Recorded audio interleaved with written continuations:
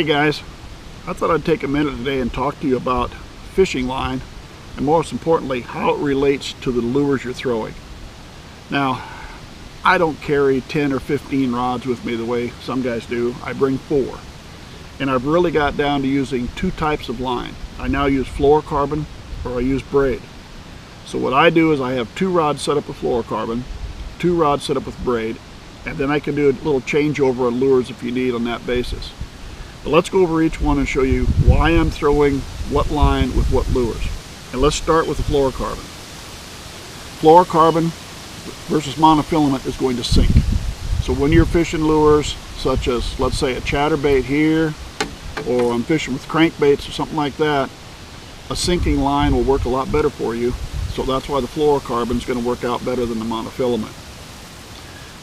We want to get that depth down there, and your floating line is just going to try to, it's not going to allow that lure to get down to the depth where you're really going to need it. So I run 2 rods with fluorocarbon. This rod happens to be the one I've got the chatterbait on. My other fluorocarbon rod will start out with a crankbait on it. Then all I'll do is change from one crankbait to the next on that rod, and I may switch from one chatterbait to the next on this rod. So 2 rods are set up to use 2 different lures for the same style of fishing where I'm looking for depth. My other 2 rods will have braid. This happens to be my jigging rod that I'll use for jigs. This rod will do double duty. I'll also use it for my frogs. In frogs, you want the floating line, but you want a real tough line because you may have to drag them frogs out of some thick moss, thick weeds, thick cover back in there. So that's why you like the braid, because it won't stretch. The same thing goes when you're fishing with a jig. We're getting down into some thick brush and thick cover. You have a pretty thick hook usually on these, so you need something without stretch in it, so when you go to set that hook you can actually get it set, and then your braid will help you with no stretch there. Let's get that fish out of there and get him out of that thick cover as quickly as we can before he gets tangled up in something. Now, as I said, this rod will do jigs, it'll do frogs, anything on that basis. My other secondary rod that I'll have with braid on it is my soft plastics. That one will be used for plastic worms, crawdads, that type of stuff. And whether I'm fishing at Texas rig or I might be using a weighted hook or whatever, that's the style I'm using there. Again, as you've noticed, you'll see I'm using the high visibility yellow. I like the high visibility because basically I'm getting older, and as I'm getting older I don't see quite as well as I used to. The high visibility will help, especially the soft plastics, because sometimes in those plastic worms it's not the hit so much as you see the line moving from side to side to let you know something's there.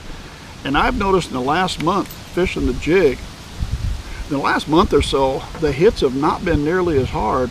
And there's a lot of cases on the jigs, I'm just seeing the line movement going sideways to let me know that fish is there. So that's why I really like high visibility line. Now you're going to come back and say, okay, but you can have the high visibility line, the fish can see it too. That can be true. So here I use a leader. And what I do in this case, I'm using a monofilament leader because monofilament floats. Yes, you're going to get a little stretch out of monofilament that you might not have with fluorocarbon, but we're talking 5 feet of line. So I figure with 5 foot, I'd rather have the floating line and a little bit of stretch than the sinking line with no stretch. This will help you out quite a bit if the waters are a little clear, so your fish aren't going to be seeing your line. Now what am I using? In braid, in the case of the braid, I've been using Power Pro. I have tried one other on another reel from somebody else. I don't like it, and I haven't used it since. So I'm using Power Pro on both my reels. I'm using 20-pound braid, and I'm using a 14-pound monofilament leader with that. For my fluorocarbon, I've been using XPS for my fluorocarbon. I tried a couple other brands. I had one I tried last year, did not like it. And I don't like to get into it. I don't like it, I'm not really like to get into it. I'll tell you the ones I like. But the XPS, I had somebody tell me that actually Seagar made this for Bass Pro. I don't know if that's accurate or not, but I said, hey, I'll try the XPS, and I got no problems with that. It's done real well for me. I've liked it much better than some of the stuff I'd tried in the past. So that's mine. I'm using 14-pound fluorocarbon, And I don't get too, I know some guys are down, let's do 8-pound or 10-pound or, you know, all this. I'm pretty basics. Like I said, I got 4 rods. I'm just staying kind of in the middle, 14-pound here, 20-pound here. I figure that kind of covers all my bases. And yeah, maybe I could optimal to a different size. Again, I don't have 14, 15 rods, so we're gonna have to get by with 4 rods. So that's pretty much it, guys. Fluorocarbon, if you want them to sink. Braid, if you want them to float. High visibility, if you have a hard time seeing the line, really helps out. But as I said, let's put that leader with it. That'll help you out quite a bit.